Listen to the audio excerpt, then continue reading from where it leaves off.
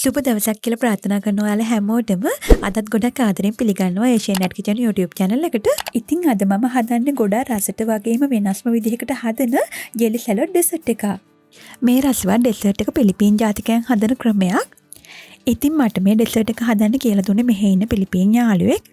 ඇත්තටම මේ ඩෙසර්ට් එක හරිම රසයි. ඉතින් අපිට උනත් පහසුවෙන්ම ගෙදරදී මේ ඩෙසර්ට් එක හදාගන්න පුළුවන් නිසා හදන විදිහ ඔයාලටත් පෙන්වන්න ඕනි කියලා මම හිතුවා. අපි දැන් බලමු මේ ඩෙසර්ට් එක හදාගන්න අපිට මොනවද ඕනි වෙන්නේ කියලා. මුලින්ම අපිට අවශ්‍ය වෙනවා ජෙලි පවුඩර්. ඉතින් මම මේ අරන් තියෙන පිලිපීන් වලම නිෂ්පාදනය කරන ජෙලි පවුඩර් පැකට් එකක්. මේ ජෙලි පවුඩර් එක ජෙලටින් අන්තර්ගත කරලා තියෙන එකක්. ඉතින් ලංකාවේදී අපිට මේක හොයාගන්න නැති නිසා ලංකාවේ අපි සාමාන්‍ය පාවිච්චි කරන ජෙලි පවුඩර් එකක් මේකට ගන්න පුළුවන්. නමුත් ජෙලටින් අන්තර්ගත නැති ජෙලි පැකට් එකක් නම් අපි ගන්නේ වෙනම ජෙලටින් තේ හැඳි දෙකක් ඇඩ් කරගන්න ඕනේ. ඊළඟට අපිට ඕනි වෙනවා condensed milk මේ වගේ පොඩි ටින් එකක්. ඉතින් මේ milk maid එකේ මිලිලීටර් 300ක් තියෙනවා. ඊට අමතරව මේකට අත්‍යවශ්‍යම දෙයක් තමයි මේ Nestle cream එක. මේකත් අපිට ලංකාවේ දුන්නත් පහසෙන්ම හොයාගන්න පුළුවන්. මෙතන මිලිලීටර් 250 පැකට් එකක් තමයි තියෙන්නේ. ඊට අමතරව මේ ජෙලි සැලඩ් එක ගොඩාක් රසවත් කරගන්න අවශ්‍යම දෙයක් තමයි මේ තියෙන්නේ. මේ ටින් එකේ තියෙන්නේ කුරුම්බ මද චූටි තීරු වලට කපලා කුරුම්බ වතුර එක්ක දාලා. ඉතින් කුරුම්බ මද වලින් මේ සැලඩ් එක ගොඩාක් රසවත් වෙනවා. ලංකාවේදී නම් අපිට නැවුම් කුරුම්බ මදම හොයාගන්න පුළුවන් නිසා මේ විදිහට කුරුම්බ මද චූටි තීරු වලට කපලා අරගන්න පුළුවන්. ඉතින් මේ ජෙලි පැකට් එක දිය කරගන්න වතුර ලීටර 1.5ක් ගන්න පුළුවන් කියලා පැකට් එකේම තියෙනවා. නමුත් මම නම් වතුර ලීටර 1ක් තමයි අරගන්නේ. ඉතින් ඔය කොරියාව වල ඉන්න කෙනෙක් නම් මේ බඩු ටික සේරම මේ විදිහටම ඒෂියා මාර්ට් එකකින් හරි එහෙම නැත්නම් පිලිපීන් මාර්ට් එකකින් හරි ගන්න පුළුවන්. ඊට අමතරව ලංකාවේ අපිට තියෙන ජෙලි වලින් මේ සැලඩ් එක රසවත් විදිහට හදාගන්න විදිය තවත් වීඩියෝ එකකින් මම ඉක්මනටම අරන් එන්නම්. ඉතින් මේ හැම දෙයක්ම එකතු කරගෙන මේ සැලඩ් එක ගොඩාක් රසට හදාගන්න විදිය අපි දැන් බලමු. මම දැන් ටින් එකේ තියෙන කුරුම්බ මද ටික වතුර ටික පෙරලා ඉවත් කරලා මෙන්න මේ විදිහට අරගන්නවා. මෙන්න මේ වගේ චූටි තීරු වලට කපලා තමයි අපි සැලඩ් එකට කුරුම්බ මද එකතු කරගන්න ඕනේ.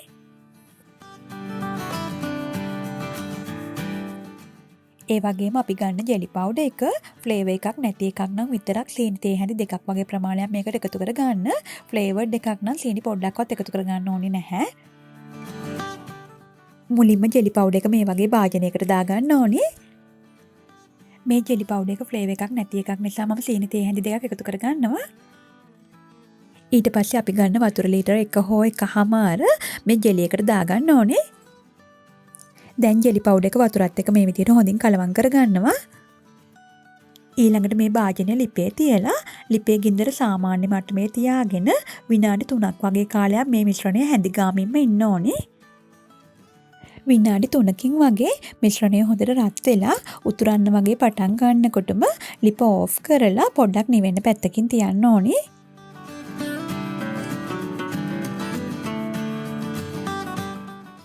ඊට පස්සේ මේ ජෙලි මිශ්‍රණය කැටි වෙන්න වෙනත් භාජනයකට අපි දාගන්න ඕනේ. ඉතින් මේ වගේ පැතලි ට්‍රේ එකකට වගේ දාගන්න ඕන අපිට ගොඩක් ලේසි. දැන් මේ ජෙලි මිශ්‍රණය මම ගන්න ට්‍රේ එකට මේ විදිහට වක් කර ගන්නවා.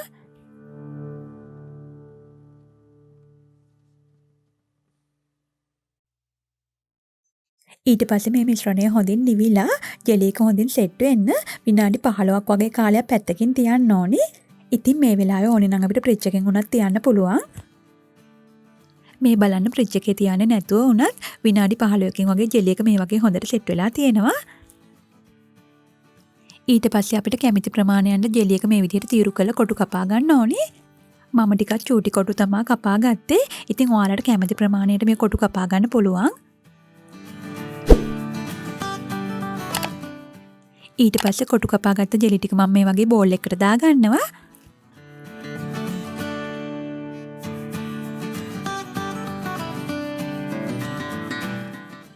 දැන් ජෙලි එකට කුරුම්බ මද ටික මේ විදිහට දාගන්නවා.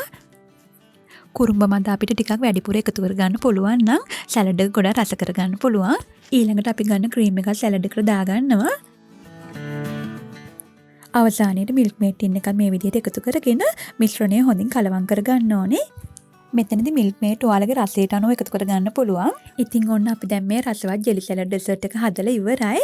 අපිට ඕන නම් මේක මේ වෙලාවෙම රස බලන්නත් පුළුවන්. එහෙම නැත්නම් පැය දෙකක වගේ කාලයක් ෆ්‍රිජ් එකේ තියලා අරගන්නත් පුළුවන්.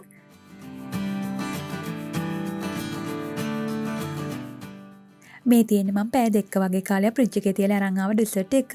ඉතින් හොඳ ක්‍රීමි ගතියට තියෙනවා බලා ගන්න පුළුවන් මේ වෙලාවේ. ඉතින් ඇත්තටම මේ ඩෙසර්ට් එක හරිම රසයි. ඒ වගේම හදාගන්න ලොකු කාලයක් වැය කරන්න ඕනෙත් නැහැ.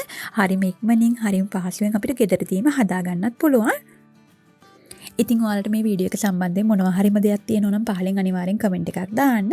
ඒ වගේම ඔයාලා වීඩියෝ එකට කැමති නම් ලයික් කරන්න, යාළුවන්ට බලන්න ෂෙයා කරන්න.